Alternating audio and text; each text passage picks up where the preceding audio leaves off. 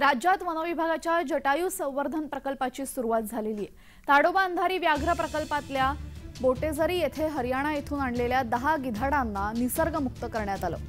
अयोध्येतील राम मंदिर मूर्ती प्रतिष्ठापना कार्यक्रमाच्या निमित्ताने रामायणातील महत्त्वाचं पात्र असलेल्या जटायूच्या संवर्धनासाठी वनविभागाने हे महत्त्वाचं पाऊल टाकलंय।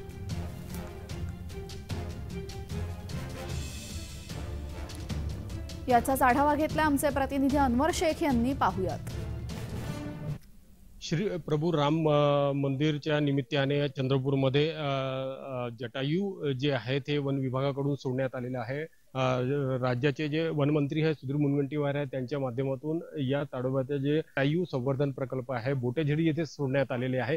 10 जटायू इथं सोडण्यात आलेले आहे। त्यांचा इथं संवर्धन होणार आहे। त्यांना इथं 2 ते 3 महिने इथं संवर्धन त्यांना ठेवणार आहे। त्याच्यानंतर मग त्यांना इथं या परिसरामध्ये सोडण्यात येणार आहे।